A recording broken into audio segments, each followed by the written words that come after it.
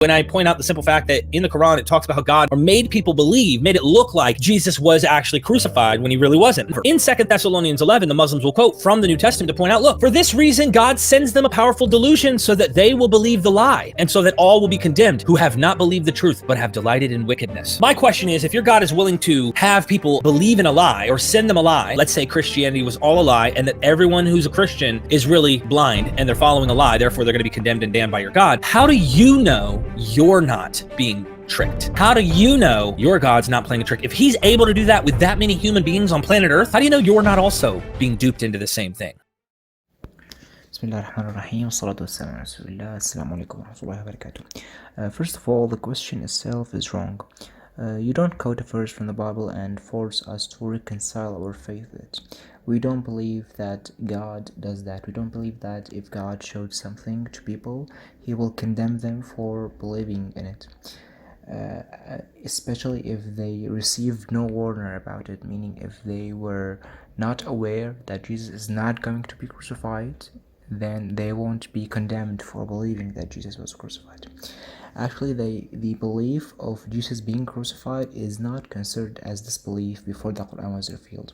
What Allah condemns is polytheism, Trinity, the begotten Son of God, all those disbeliefs and all those corrupted creeds that were inserted into Christianity from pagan Greek theology.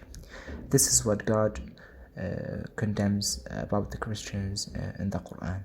As for the belief that Jesus was crucified, you could have, before the Quran was revealed, believed in that, and you won't be condemned. You won't be considered a disbeliever for believing that someone was killed.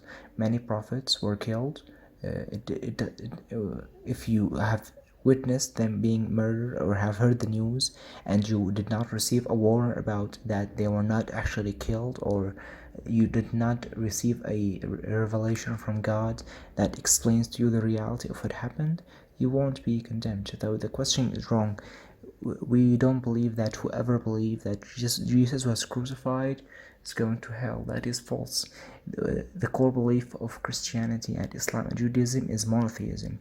Whoever believes in monotheism and follows the commandments of his prophet, he will be accepted into heaven, inshallah. That is before the Quran was revealed.